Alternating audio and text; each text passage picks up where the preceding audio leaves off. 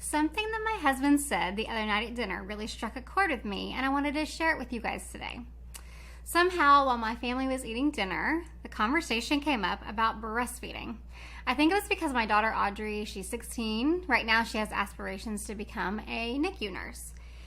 And she was, of course, on TikTok, because what 16-year-old isn't? And she was sharing that she saw a video about how breastfeeding is so much better than formula, which kind of triggered me because I didn't breastfeed her or her brother. They're twins. And it's one of my biggest sort of mom regrets to this day for the exact reason that she said. I do think it's probably healthier for babies to be breastfed. Where's the real estate connection here? You're probably wondering, right? Stay tuned because I'm going to get there, I promise.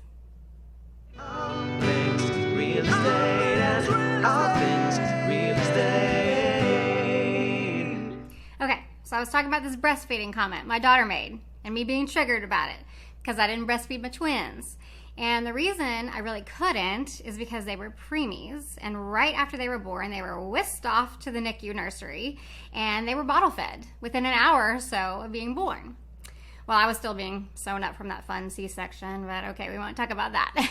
But the point is that if I had known that the twins were being bottle fed, that the twins being bottle fed would lead them to really never being able to latch on to breastfeed, I would have given the nurses in the hospital those directions to not bottle feed them. But as a new mom, I had no idea how that would impact things down the road. And that for months, we would be buying super expensive formula for two babies at a cost of about $550 a month.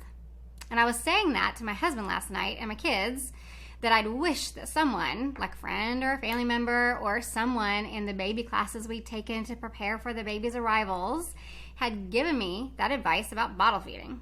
And I was expressing particularly that the nurses and the doctors would know that. And okay, here it is, finally how it relates to real estate. My husband said, well, the nurses and the doctors probably didn't mention that because they just assumed that people know that.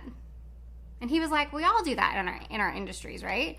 Where we assume that people know things because they're simple to us within the industry because we deal with those things every day. But people really don't know and can't know some of those things. And literally a light bulb went on for me because I've honestly never thought that before. I'd always been just a little bit salty about the fact that no one told me about this breastfeeding. But I realized that what he said was probably right. They just assumed that I knew that. And people in my industry, real estate, think the same thing a lot of times when our clients are buying or selling real estate. I've known that I'm guilty of it in the past, assuming people knew something they didn't, and really they wouldn't know, from super small things to big things that might really be roadblocks for them when they're buying or selling a home. I hope that didn't take me too long to get to that real estate connection, seriously. But now I thought what I would talk about were some of those things that I've encountered over the years that I've maybe not fully informed people about because I've assumed that they've known them. And I've been a bit surprised that people didn't know. So here goes. Okay, number one thing, any real estate agent can show you any house that's on the market. It doesn't have to be an agent from that brokerage. It doesn't have to be the listing agent. It can be any agent. Now, the caveat to that is that the house has to be in that agent's market area. For example, I'm in the Dallas area, and I can't show a house that's in San Antonio, even though I'm licensed in all of the state of Texas, because I'm not part of San Antonio's service area. But I can show any house that is on the market in the Dallas area, in my service area, and in most surrounding areas within about an hour and a half to 2 hour drive around Dallas. So that's number one thing. Now for number two. Okay, number two, sellers don't pay for a buyer inspection. I think this is confusing for people sometimes because it's the seller's house, obviously, right? And I guess it seems weird that a buyer would pay something for a house that they don't own yet. But here's the way to really look at it. It's a buyer expense because it's a buyer's due diligence, right? They're trying to figure out whether they actually want to buy the house. The buyer is the one who wants to know everything that's good, bad, or ugly about that house that they're potentially buying. A seller does not want to know about any of those things. They think the house is perfect, right? So the home inspection is a buyer expense, and it's paid as part of the contract process prior to closing or closing costs. So that's number two. Okay, number three, while we're on the topic of home inspections, many people don't think that they need a home inspection if they're buying a brand new new home. Sorry. That is not the case. Really, in my opinion, a buyer should get an inspection on any home they're going to buy, whether it's pre-owned, older, newer, or brand spanking new. You just never know what you're going to find, and the fact that a house is brand new doesn't mean that everything has been perfectly done. Builder subcontractors can and do miss things. They can try to do things quickly for less money, etc., things like that. I've had buyers get professional inspections done on new built homes, and things were found.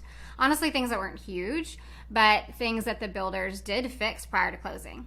It is a super smart thing to do to get an inspection on a new build, and you really should do it for sure.